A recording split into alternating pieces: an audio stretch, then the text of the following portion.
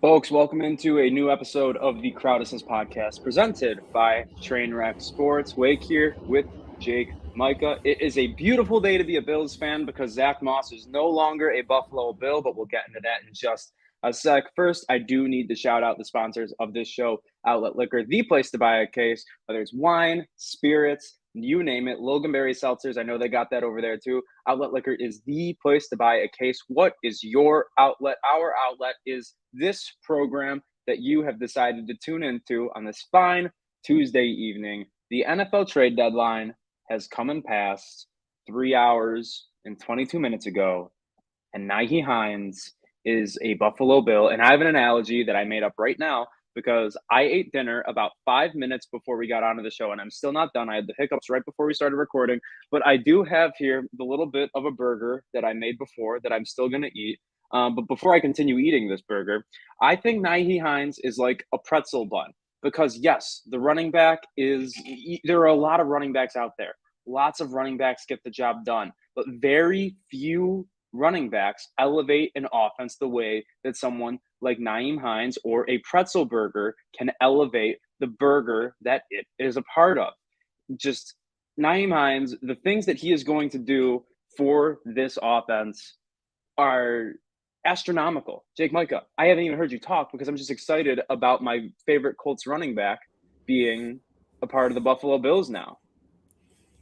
I'm gonna eat my pretzel. I'm gonna eat my Nyheim Hines burger right now. I first of all, round of applause for the pretzel bun analogy. Thank you there. very much. I really like the way that you brought that back around there.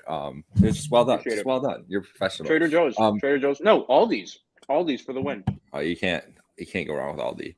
Can't go wrong. The Nyheim Hines move, the first thing it made me think of, and I know this isn't, I could understand why fans don't want to hear about anything related to beyond this season because obviously Super Bowl mindset, whatever we need to do right now. And we can get into why that Nyheim Hines move is a win now move in a lot of different ways. But it really comes down for me to the fact that they're not going to extend the running back. There's never been talks, rumors of them extending Singletary. Doesn't matter what he does this season. It's just the value that they hold in paying for one of those positions. That's why they use, in my mind, that's why they use these second, third round picks to hit on guys because they want to try to find a diamond in the rough who can be extremely productive for 5 years instead of just regular running back production they can get from anywhere. So realistically, you're just, in my head, 6th round pick for a guy that is Nyheim Hines productivity for 2 years, 3 years, this year and 2 years after this it is right now. It just allows them to be more flexible. And maybe everybody was worried about the position to put James Cook in.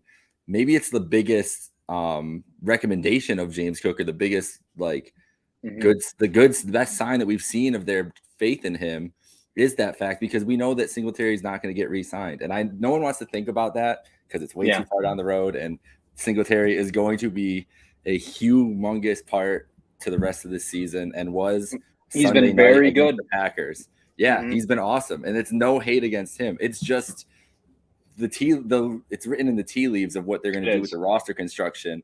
And Hines allows them that kind of flexibility, even if they do resign, maybe they do resign Singletary and they do something even. But Hines, clearly they didn't like Zach Moss. Clearly they didn't like Zach Moss. That's the biggest part. Yeah, they didn't trust him. if Singletary or Cook got hurt, they didn't trust him being the second in command behind that. I think that's the biggest indictment is they did miss on the Zach Moss pick because he never really was productive for this team, and they had to get rid of him to bring Hines in. But Hines, ultimately, I think is a big long-term thing. What do you think about him on this roster right now with Devin Singletary, though, as we're looking 6-1 going into a fun stretch in November of games, a tough game? I can't lie. A lot of what you can learn about your favorite NFL team or any NFL team for the matter is quite literally by the moves they make. And it sounds nuts. It sounds like it's just like, obviously, what they want because of what they do. Sure. But, after Devin Singletary, and I know you asked me about right now, but I just can't hold it in. They draft Zach Moss. They draft James Cook. They go out, try to get J.D. McKissick. They are linked to all the big name running backs out there. Now they successfully acquire one in Nyheim Hines. It shows that they keep bringing in bodies who they expect to produce for a position where there's most of the time, like 99% of the time, only one of them on the field. And that shows that they know that it's a position that's a revolving door. They don't intend on giving out second contracts to someone at that position unless, Devin Singletary was this bell cow, workhorse, third down receiving threat kind of a player. And them trading for Nyheim Hines tells us that they don't think that he is that guy. It's just that simple. And he's looked great the past couple of weeks. You can't take that away from him. But he looked great against two teams that really struggle against the run. And something we've talked about pretty much after the Chiefs game, and we'll talk about it now. Well, now there's really no point, but after the Packers game, if we did like a post-game show, we would have, is did Singletary do enough to stop them from trading for another running back? And here's the thing. The truth is, whether Bills fans really want to believe it or not, Jay Glazer, I think, is one of the most solid people. He doesn't get the most scoops, but when he gets something, it's usually good. Dead on. He's a great source. If he's mentioning that the Bills were calling about Kamara and asking over and over again, then that was the truth. And then Kamara came out, was like, I'm not getting traded anywhere, had this crazy performance. The Saints are in a weird position just because the NFC South is so terrible that they still think that they have a chance. But the Bills were calling about him. They definitely called about Christian McCaffrey and weren't going to give up that kind of draft. You saw what kind of draft capital they wanted to give up. But would they have given up a third-round pick for Kamara or a second-round pick? I think they probably would have. I think they would have too, yeah. And the thing is here, like, this is not – I said, like, Devin Singletary isn't a bell cow, this workhorse back. That's not a bad thing. Like, that is such a hard thing to find in the NFL. What he's really good for is first and second down carries. Zach Moss came into the NFL saying, I'm going to make people make business decisions because I'm a big, tough running back that goes between the tackles. But Devin Singletary is the guy carrying piles on his back. When's the last time you saw Zach Moss doing that? Devin Singletary has the ability to move piles on his own. He has the ability to make people miss in the open field. It's just the pass catching element that isn't there. He's a good NFL running back. And, he's going to have a future after his career with the Bills. But, I think Nyheim Hines is the best thing that could have happened because he's going to stay fresh for those touches that are going to be most valuable for him. What are you going to say? Did you see what Pat McAfee had to say about the Bills trading for Nyheim Hines today? I actually didn't know. Okay, perfect. I saw the video. I liked it, and I was going to. We're going to do this right now for you because I think, as a person, as one of the things you have to think about with the Bills bringing in a guy like this is he needs to be the right character and the right type of guy. And I think a Pat McAfee, a guy who is around the Colts organization a lot, this is a pretty good endorsement of the type of guy that they're bringing in. To the Buffalo Bills. Wow. With a shot clock expiring trade on the books made official in the PAFL. Adam Schefter is reporting that the Colts are trading Nyheim Hines to the Buffalo Bills. Sources tell ESPN. Let me tell you about Nyheim Hines as a Colts fan.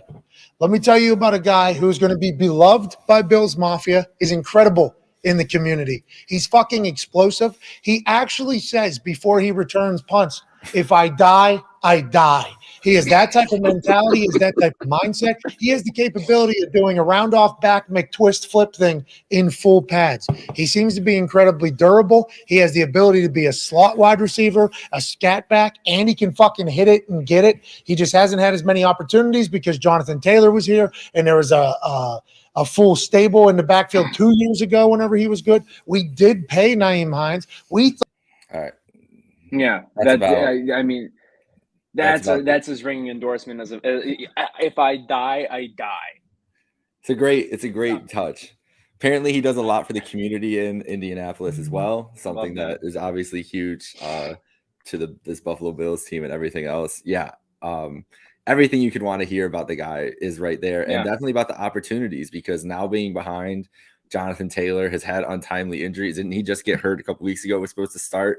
I know that for a fact because as a Nyheim Hines dynasty owner on a team that needs some running back production, seeing him go to the Buffalo Bills today was like jolt of enthusiasm. That was just like, this is, it's like watching like one of your stocks just have like a great day, like go up 500 points, just like what is happening? It's like having stock in Sony when they announced the PS6. Like it's the same thing. It's the same thing. Exactly that. Anything else about Hines and the Bills? The Bills also brought in Dean Marlowe, which is just good. Good It's depth. good. We need The it. guy that can step in. I bet you Poyer maybe Poyer doesn't even play this week just to give him a rest after his injury last week, whatever's going on with his elbow. And Dean Marlowe's a guy who I wouldn't feel bad about being the third safety in this defense going into a Sunday. I mean, he has the experience in it. He's going to come into a defense. And he was playing a decent amount in Atlanta too. Like he wasn't just sitting there.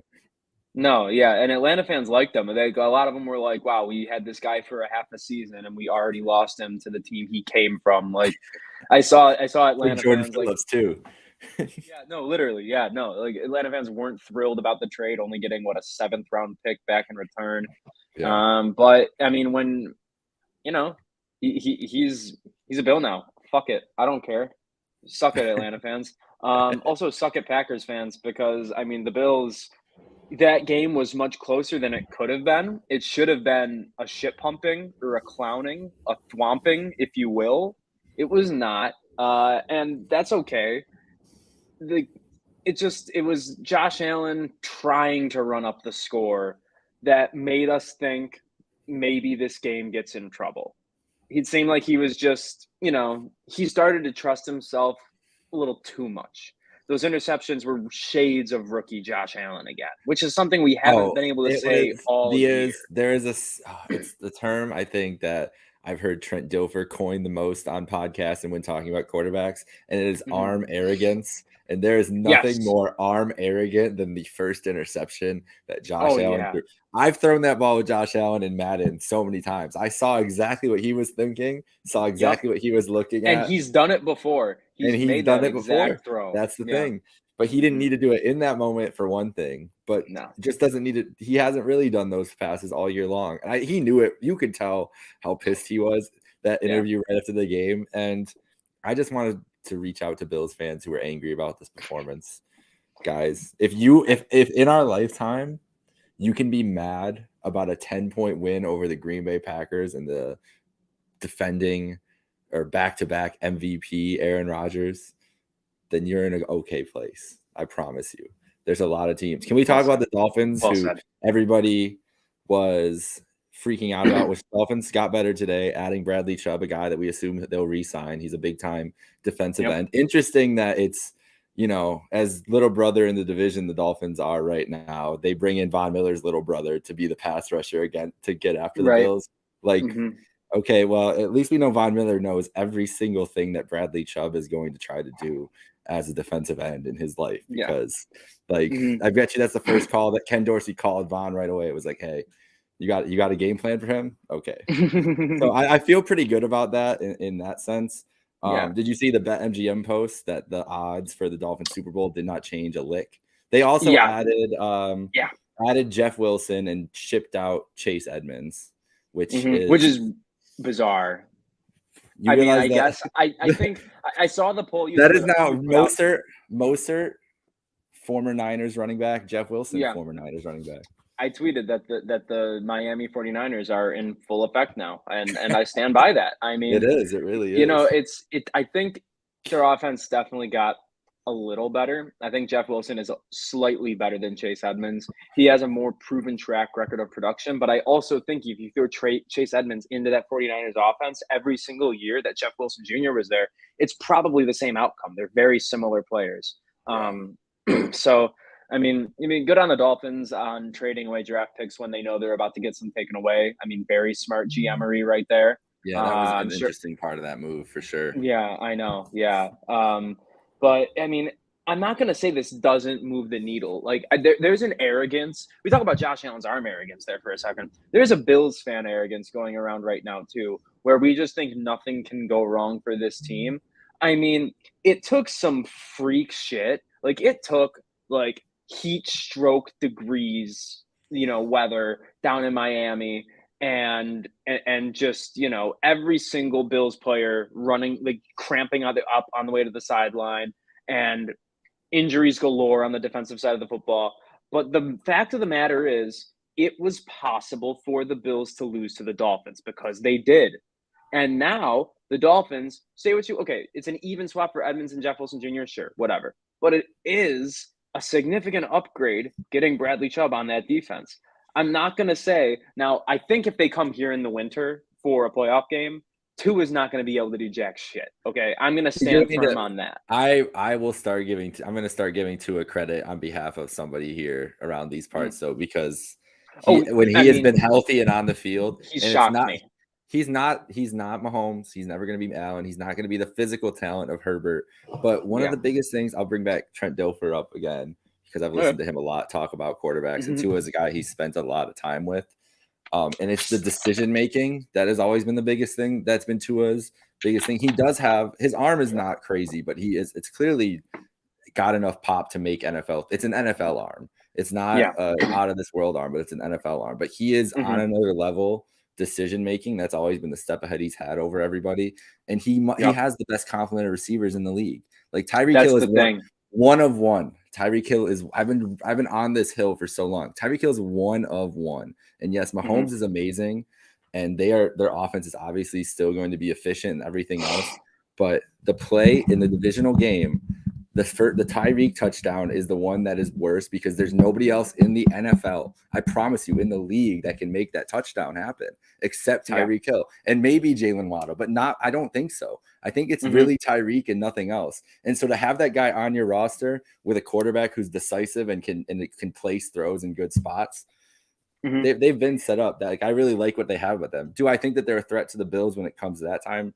No. I don't think I don't think he's not a cold weather quarterback. I don't know if he's ever played in the snow in his football career, to be completely honest with you.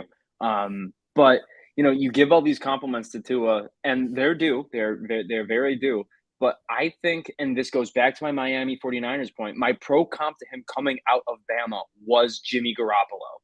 Yeah. And I think he's just Jimmy Garoppolo with a better internal clock, with better decision making. The problem is, I know what really hurt Tua too is he used to be a runner. Like he could run at Bama, and when he got that hip injury, it's just he can still has the mobility, but he doesn't run the same, like not with the recklessness or like the kind of fervor that he used to do. And I think that's one of the biggest that relies more to the Jimmy G side that you're talking about. But a good Jimmy G can get you to a Super Bowl and win you football games. The problem is with. Speaking of Jimmy G, they have the best complement of receiver. They're doing the same thing. You want to talk about the Miami 49ers? They're just loading up. They know that their quarterbacks are limited, so they're loading up every single weapon. Yeah, and it's smart. And the Niners, I think, probably have the best complement, at least most balanced complement of weapons in the league. Depends how high you are on Brandon Ayuk. I'm very high on him. I have him on like Brandon 3 and 5 dynasty teams that I have in fantasy. I just love that guy. I think he's as really the fourth best player on that offense. Brandon Ayuk being the fourth best player. That's nuts. It's nuts. It's great. It's a different world. Any other NFL? I mean, I do like the Ravens. Honestly, I don't like it as a Bills fan, but the Ravens having Roquan Smith and Patrick Queen as their linebackers is a pretty big deal for what they want to do defensively. Their problems are still in the secondary, even as great as Marlon Humphrey is. Maybe this helps a little bit in just getting more pressure and shit like that. But what were the Bears doing today, man? The Bears confused me. I don't hate the trade for Claypool as a long-term play. Think of how early that second round pick is going to be. Yeah, that's the thing. If it was it's it's like in the 40s or late 30s. That's Chase Claypool. It's tough. Now, mind you, the kid, maybe he just needs the targets because he's always been battling for targets with Deontay Johnson. And then now George Pickens, and there's even James nobody Washington else to an extent when Ben was old. There's nobody else who gets the ball. Darnell Mooney will maybe be a better second, but there's nobody else to get the ball on the Bears offense. So, no, definitely not. Something that kind of really shocked me, something that didn't happen. Okay, first of all, last thing I'll say about any of the trades that did happen is Hawkinson to the Vikings. Great trade. Amazing trade. You never see interdivisional trades. The Lions were doing. Don't know what the Lions were doing, but the Vikings could legitimately be good now. I think so. But wait, you realize next week we get the Vikings in like a humongous matchup. That game is going to be humongous that's almost a must-win game for the Vikings to have a shot at the 1 seed. Yes, and we'll get to we can get to that in a second. Oh my god, that's gonna be a good game. I have my projections, which it's about that time. Wake, I used to do this. It's not quite time for the ESPN playoff machine. This is at playoffpredictors.com. But I wish I could put a number on it. The amount of hours I spent putting the Buffalo Bills into the playoffs, like looking at the scenarios, be like, okay, I know we need all these games are must wins to get there. And every year I'd have them in 9-7, 10-6. It didn't happen for a lot of those years. A lot of wasted time on the playoff predictor machine. A lot of wasted time. A lot of minutes on my parents' dial-up internet when I was younger, of course. But I the last thing on the trade deadline, out of all the action we saw today, most action, clap it up for the trade deadline because you were great to us. Thank you very much. Trade deadline, my gosh. Except for two teams that I was positive would go for a receiver.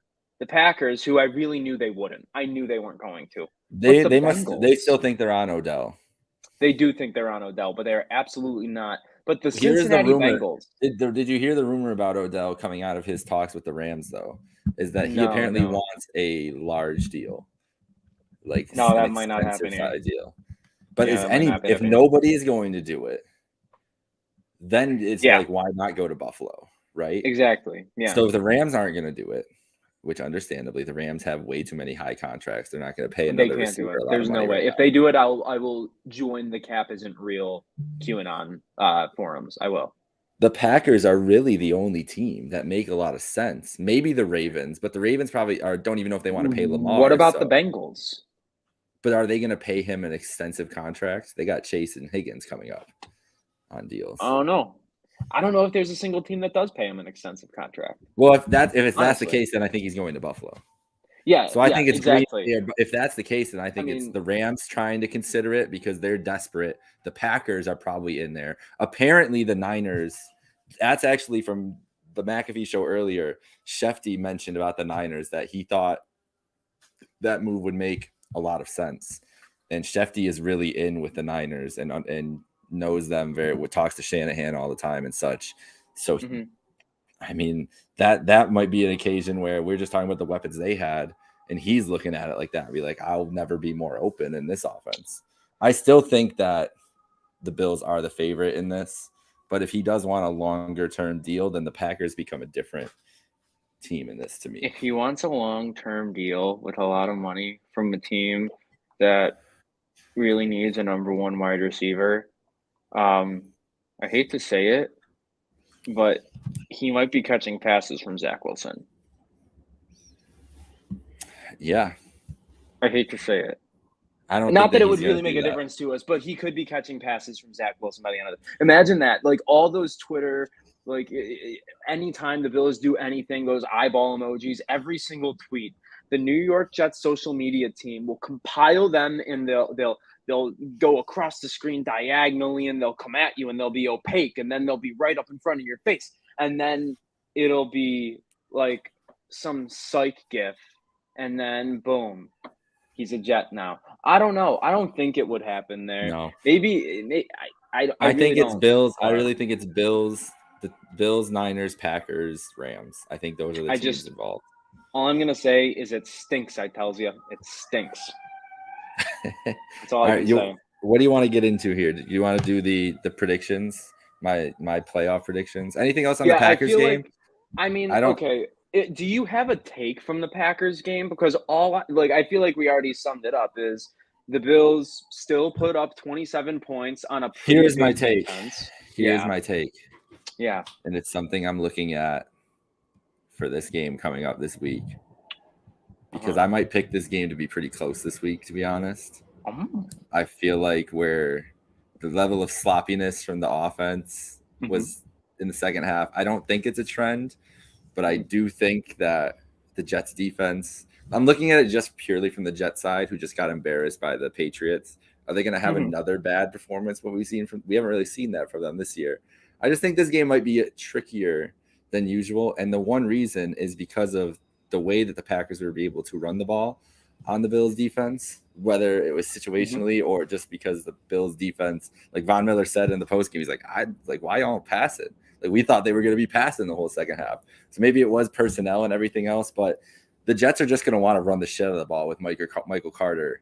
That's what they're not going to put the ball in Zach Wilson's hands against the secondary. And if they find success running the ball at home, there's always been weird games in New York. I feel like, I don't know.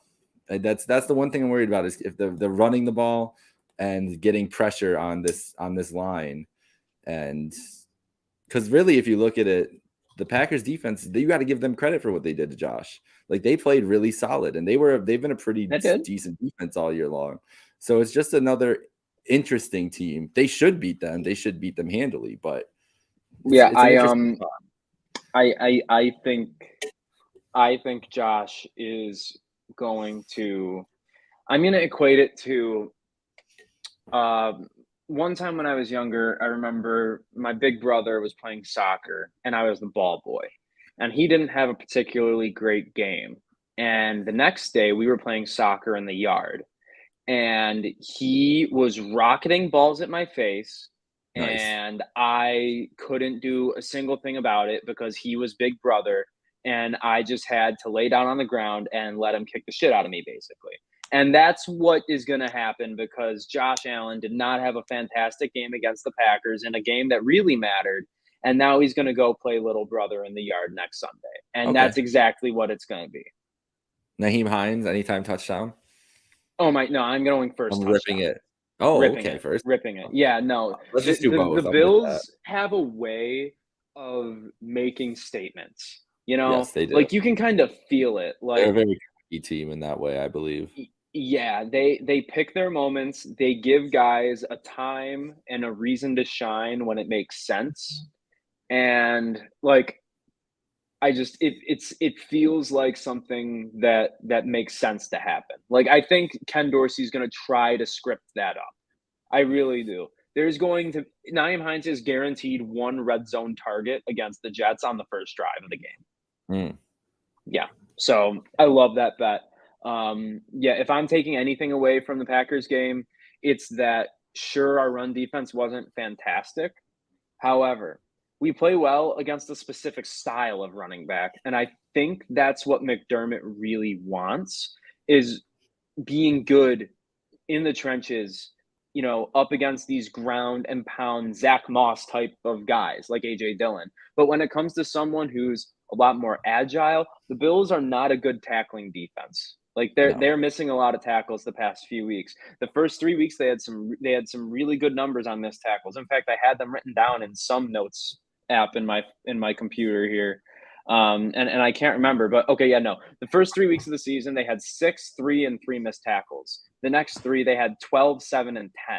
And I know for a fact they got to double digits again on Sunday night against the Packers. So they're good against the running backs who you need to milk clock, right? When you have the lead and you want, you know, the ground and pound, get like 4 to 5 yards at a time kind of guy. The Aaron Joneses who are most often used in the passing game, he's gonna rip chunks because he can make you miss in space. But the Bills play with the lead so much where that's almost, I'm not gonna say it's by design to miss tackles, but it makes sense. It just makes sense. So I'm not panicking on the run defense personally. It's still the best run defense that Sean McDermott has ever had. Ever, and that's probably the best. That's my first thing was like, is it going to be the running backs we'll face all year? So that's what I said. Is it going to be the game where running back goes crazy on a McDermott defense? And it kind of was, and they still won by 10. So exactly. Yeah. People were like, oh, wow, this Bills run defense is real bad. And they're like, guys, we're up by 17 right now. And we're just plugging the line of scrimmage and he's bouncing outside. And they're milking clock while they're down by 17, by the way, again. So, yeah, it's what it was. I'm not going to overreact to it. If Michael Carter and James Robinson have a day against us, I'll push the panic button on the run defense. But, I mean, overall, Isaiah McKenzie didn't have a shitty game. We needed to see that from him. The defense largely looked really, really, really good. You know, that Romeo Doubs touchdown was a ridiculous catch. Like sometimes you see now Tage Thompson score a goal and you're like, well, Tage Thompson's going to score some goals like that sometimes, I guess. Romeo Doubs might just be such a good end zone target, you know, and he is highly touted. And that must be why that why Yeah. Rodgers loved playing with him. I mean, just he knew Exactly, that he and could that's go get those why balls. after countless rookie mistake after rookie mistake after rookie mistake, and Aaron Rodgers, who is very vocal, if you fuck up, you're not getting the ball again. Like, he keeps going back to this guy.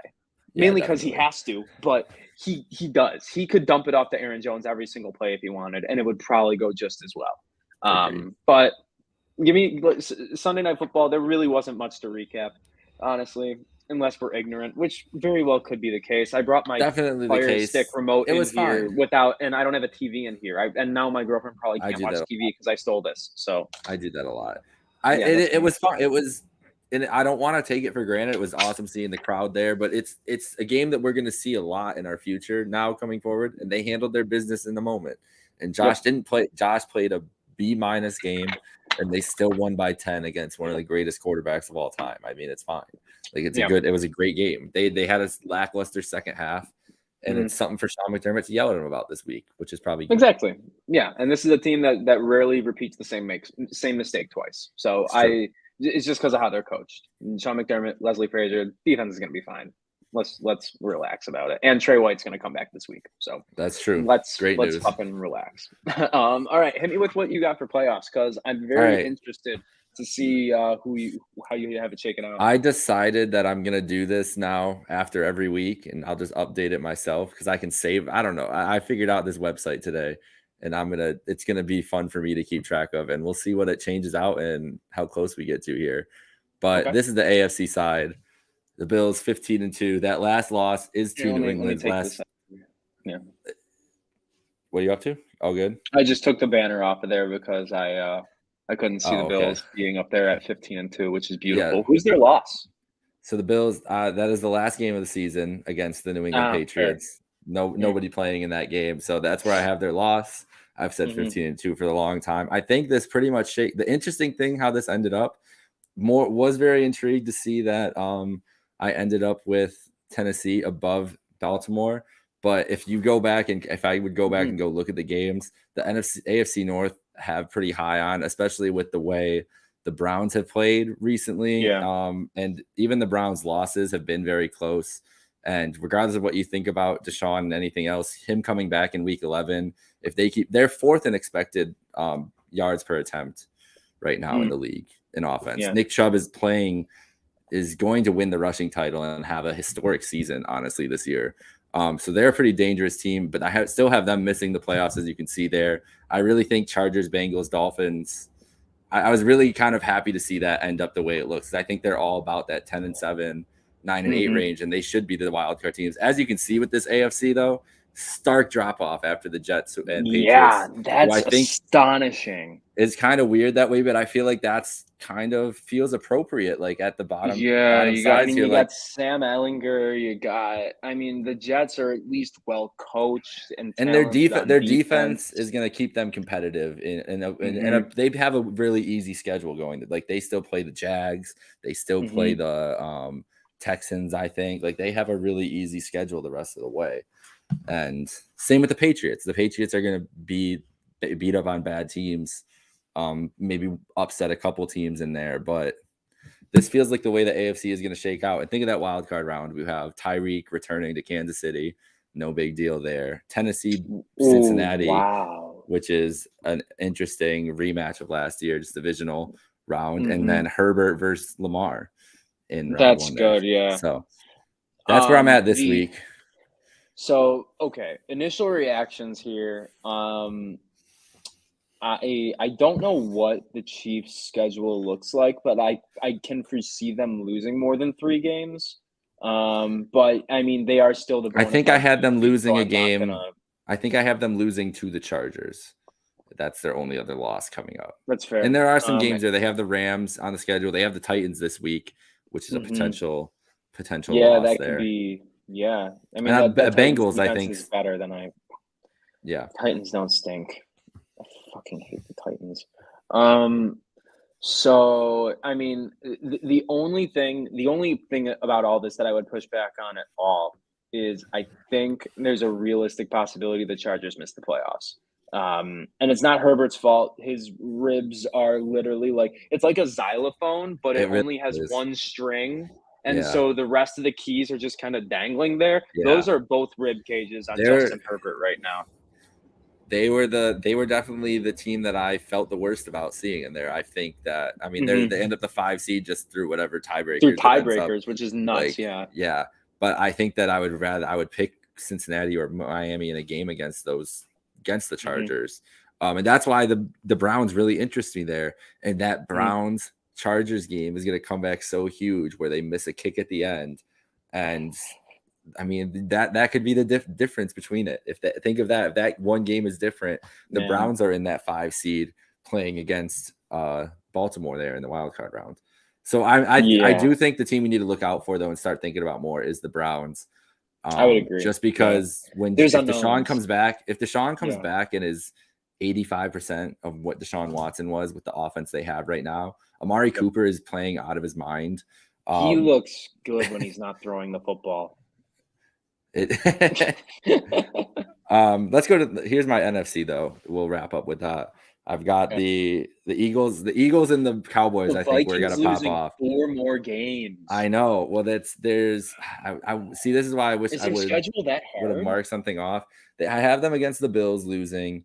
I think I have them losing a game in Lambeau, and there's another loss in there potentially in New Orleans or something like that. So just games that I don't know if they're that good. You know what I mean? Yeah. Like, are they that good to not slip up in some of those tough environments on the road and things like that? So that's how I ended up at 12-5. But I was surprised when I saw that too and was like, yeah, I don't know if I like that. I still kind of think they end up the 2 seed. I do think the 49ers with only 1 loss the rest of the way feel pretty good about. That now the Tampa thing is very interesting. They've obviously been nuts bad. Because the Falcons go from winning the division to losing on a tiebreaker and being out of the playoffs. One of the notes that I did have was that it came down to week 18, Tampa Bay at Atlanta for the division. And if that happens, I'm not picking Marcus Mariota over Tom Brady in a 1-game The thing is, I might. I know. I thought I had to think about it. I had to think I didn't mention that Dolphins Jets would have been winning in for the playoffs in that scenario. Okay. If the Jets would have ended up 9-8 and the Dolphins 9-8, would have been the Jets going to Kansas City. Rams Seahawks with this setup. When's the last time a defending Super Bowl champion missed the playoffs? It happened. It has happened, I think, in the last 10 years. I'd have to go back and look, but I do remember it happening. But it's very rare. And that would be crazy. And that would be Rams at Seahawks, I believe, would have been for the playoff spot there. And then also, if the Eagles lost to the Giants, the Cowboys would have been the 1 seed in this scenario, which is another interesting little thing in there. And I think I didn't even notice that the Cowboys at 14-3 are a 5 seed, and they go to Tampa Bay. Biggest games of the year in the NFC remaining, really. There's a Cowboys-Eagles game on, I believe it's a Sunday night football or a late Sunday game coming up from Cowboys Stadium. That might be the biggest game in the NFC of the season, the way it's shaping up. So my biggest grievances here are going to be, I'm sorry, Brian Dable. I think the Giants lose more than 4 more games. I think they do. I could see it too. I was surprised at 11-6. Yeah, I genuinely believe that the Falcons will win that division. I also think, and I said it a few weeks ago, and I'm standing by it, I still think the Seahawks can be more than within 2. Okay, so they can be even closer to San Francisco than 2 games. Okay. I think there's still a world where they win where they win that division, but how about in this scenario, San Francisco, Seattle, wild card? That would be actually an electric. Oh my God, how great would that be for Geno Smith matchup to march into Candlestick and win and take his first game, and then go to Philadelphia to the 1 seed? Yeah, no, I like that. I like that a lot. Also, would you pick Kirk Cousins to beat Brian Dable and Saquon Barkley in a 1-game scenario? It's a tough game. That would be a tough game. I don't believe The playoffs are going to be very fun this year because there's the just Bills it and could, Eagles are so anything far can ahead of happen. everybody and the Chiefs. But the rest of these are good, flawed teams. Don't get me wrong. But Oh, these are yeah. good football teams here. It feels like the NHL that can all beat each playoffs, other. It where really you can does. just see any team going on a run. This 2 through 7 Wow. here, I think anything could happen. And I honestly think the same. The Chiefs probably beat the Dolphins in this scenario, but you could convince me anything happens 3 through 6 in the AFC. Yeah, if you Anything. told me the Dolphins, what's their record right now? 4-3? Yeah. If you told me they finished the season 13-4, I wouldn't bat an eye. That's Exactly. the reality of it. But also, like, you could tell me they finished 10-7, and I'm like, yeah, that sounds right too. Like, I love, this is such a weird football season. I think everything you did is within a realistic realm of possibilities. It's just that's why I'm interested to see.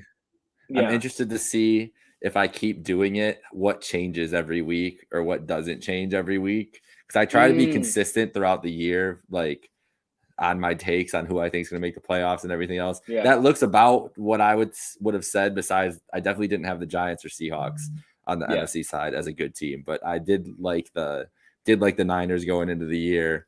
But I mean, other than that, like, I'm just interested to see how that turns out. But so this is going to be a recurring segment every Tuesday show now. Though. Yeah, I'm just gonna. It'll get me going on it. Yeah, I'll just bring exactly. it up. I love this, and we'll share that on Twitter tomorrow and from the cap, and we'll see what you guys think about that. If you think we're overlooking something from the Sunday Night Football game, let us know, because I don't think we are whatsoever, and Micah doesn't either. So at least we're being selective, transparently ignorant. Transparently ignorant and selective. There we go. I love it. It's selective hearing. I am just not listening to anything that tells me what I don't already believe, which is nothing further from what I do on a normal day-to-day basis anyways. We're on to New Jersey. We're on to New Jersey. On to New Jersey. Again, my birthday game this year, and it's the first time in 3 years I'm not living on Long Island. That's weird. And right. I was excited for a birthday game this year, but wait, I'm gonna have to. Let me tell you that we're in the same vein, because I moved to the great city of Chicago last February, and luckily for me, I was like, "Oh, sweet, the Bills play in Chicago this year. I just moved to Chicago. How sick!" Oh wait, the NFL put it on Christmas Eve when Jake is definitely back home visiting family in Buffalo. So it's pretty much that wouldn't go over well with Mom and Micah, would it? No, it really. My mom and dad were actually the ones ready to come out here. My brother does not want to leave home for Christmas, so we're staying with him. Take it up with Mo. Sorry to blow your spot here, Mo, but wow, that's tough. Yeah. He's like, I want to watch Christmas. I want to watch. Well, he just wants to watch football all day, and I respect it. Yeah, that's fair. That's fair. For Thanksgiving, I'm gonna be. It's gonna be cold as fuck at Soldier Field on Christmas Eve for that. Yeah, game. It is. It's gonna be terrible. You also, fun fact that he brought up earlier, though, Chase Claypool now plays the Bills twice this season. Wow. He will play in that game. That's a fun little trivia fact. Mm-hmm. You know what? Keep that in your tickler files for my end of season trivia, because that's going to be a part of it. I will. I'll be ready. Yeah, my last story time before we get out of here, because you mentioned the Christmas games for Thanksgiving. I am not going to be in Buffalo. I'm going to Long Island for Thanksgiving. Spend with the girlfriend's fam. And so, her dad and I, we love watching football together. A few years back, I had a bet on the Bears, Saints Bears on Nickelodeon. And it was it was for the over. No, it was Bears plus 12.5. And Jimmy Graham caught a touchdown, like a 25-yard touchdown on the goal line for that to cover. And no one was. I also covered on that. Hell yeah, you did. I knew you did. And so he literally was shaking me. He was like, "You did it!" And I was like, "Stop! There's one more leg of the parlay. Chill the fuck out." But he was happier than I was, and so I'm excited to watch football with my girlfriend's dad again on Thanksgiving. But my dad got eliminated from our guillotine league last year, or last night, and someone mentioned, "Wow, the Watkins family Thanksgiving is going to be real weird this year, huh?" And I was like, actually, Christmas is going to be even weirder because I won't even be there. So, sorry, Dad. Hey, you win some, you lose some. Listen, my dad You got caught in bye week, hell. What are you going to do? Speaking of dads, my dad right now is in our picks pool. He is in first place, literally first place. And we're like, why are you not giving us these to like bet and make actual money off of? Like he's like 65 I'll join this and Discord. He's like 15 games over 500. You know how much profit that could be if we're putting this into action? Yeah. I myself am admittedly like 9 games below 500. I had a really rough start to the season. I had a week where I was like 4-13, and I was out of my survivor pool in week 4, and you get 3 strikes. The beginning of the season was weird. Yeah, it was really weird. It was tough. Let's talk about one more thing. Please do. That it's gonna eventually be a storyline in this for us, because if you go to the Trainwreck Sports Fantasy Football League and look at the first and second place teams, it is you and I, my friend. I got my first loss this week. You did lose. You did lose. I had 3 Chiefs and Austin Eckler on a bye. I mean, what am I gonna do? What am I gonna do? I have 3 losses on the season, but if you look at the points for, it is you and I, and then nobody else close to us. And so we are on a collision course. Yeah, we are. Now. When we met a few weeks ago, I was like, this could be for the 1 seed. It was electric. Yeah, I know. I mean, you anything could happen. Because I was in quarterback hell for a minute because Dak got hurt week 1, obviously, and he was my quarterback. So I went with Jared Goff, Kirk Cousins, Daniel Jones, all at various times. And then somehow this is what I lucked into in this league, because I got Tyreek in the 3rd round because we're all a bunch of Bills fans and no one wanted to pick Tyreek. And now I have Tua on my team, who is like a top 7 quarterback from fantasy. And I feel a little dirty about it, but it's a market inefficiency that I have decided to use against. You felt dirty about that. I felt dirty about going triple Chiefs. I got the triple Chiefs stack between Juju, Mahomes. So that's what we did. We both were like, no one's gonna want the Bills rivals. And Megabyte Ronnie even said, "Wow, Wake's drafting 3 Chiefs. Some Bills fan he must be." And I'm like, "Hey, well, Lonnie, I'm just trying to run a dynasty here." Hand up. Last week I had Mike Gesicki, Tyreek Hill, and Tua Tagovailoa, and my team put up like 170. So I'm fucking happy. I'm thrilled. They don't ask how you win. They just ask, did you win? And you and I, most of this season, can say yes. Yes. So we'll keep a look on that, because we won't mention that I'm 1-7 in a dynasty league, but that's okay. Well, you made maybe one of the most frowned upon trades now. We're looking back at these trades. It's like I'm trying to compare it to NFL trades. Okay, guys, thank you everybody for tuning in. We will not be discussing this trade right now. For myself, Jake Micah, All At Liquor, all of Trainwreck Sports, Aaron Rodgers' family does not love him. We will see you next week. I did not trade Matt Stafford, Allen Robinson, and Eli Mitchell. I did not get them in addition in acquisition for Justin Jefferson. That did not happen. No one ever said that.